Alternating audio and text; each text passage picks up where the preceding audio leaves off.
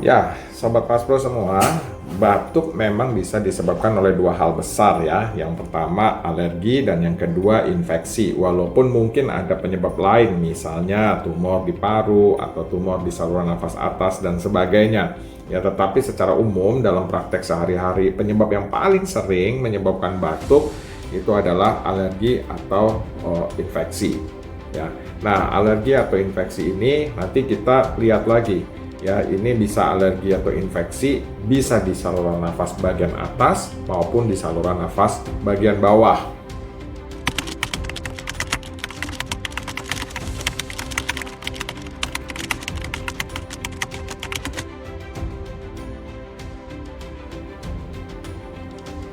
Membedakan batuk antara yang disebabkan oleh alergi dan infeksi adalah demikian. Batuk yang disebabkan oleh infeksi umumnya disertai dengan demam.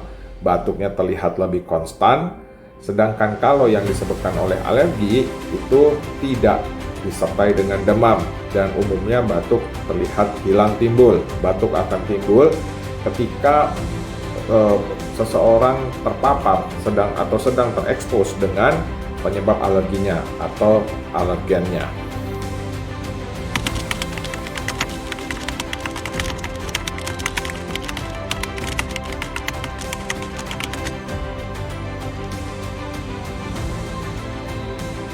Batuk yang ditimbulkan oleh reaksi alergi pada saluran nafas atas kerap kali kita sebut sebagai allergic cough, sedangkan batuk yang disebabkan oleh reaksi alergi pada saluran nafas bawah itu merupakan satu gejala tambahan dari penyakit asma ya. Jadi kalau kita lihat, asma adalah penyakit alergi, terkategori sebagai penyakit alergi pada saluran nafas bawah.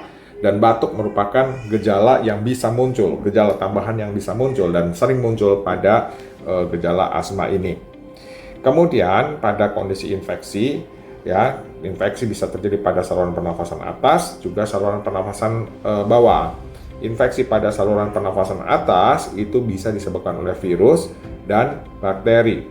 Ya, batuk itu lebih sering muncul pada kasus-kasus infeksi saluran pernafasan atas karena virus, karena di sini muncul yang namanya ILI, influenza like illness ya, faringitis atau sakit tenggorokan, batuk dan pilek.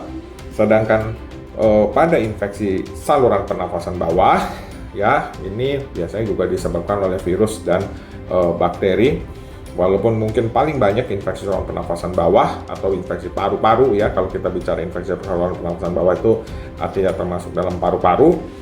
Ini seringkali banyak disebabkan oleh bakteri ya. Pada komunitas awam seringkali dikenal sebagai paru-paru basah, tetapi secara ilmiah, secara ilmu kedokteran seringkali disebut sebagai pneumonia.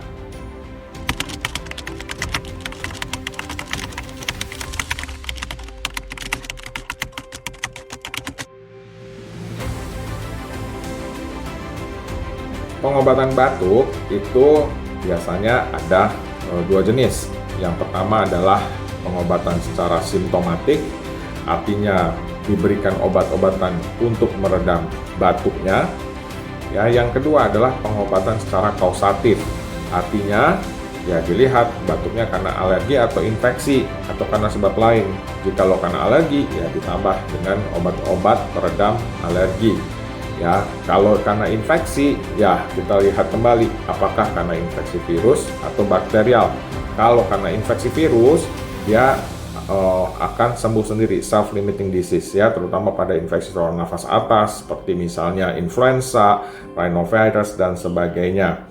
Ya, pada umumnya dia akan sembuh sendiri. Sedangkan kalau infeksinya itu disebabkan oleh bakterial, maka memang kerap kali dokter memberikan antibiotik. Hanya saja memang sekali Sobat Raspro semuanya, mohon diperhatikan agar antibiotik dibeli berdasarkan resep yang diberikan oleh dokter, diminum sesuai dengan anjuran ya, dan jangan memberikan antibiotik secara sembarangan kepada tetangga, teman, kerabat dan sebagainya. Namun sekali lagi harus melalui resep dokter.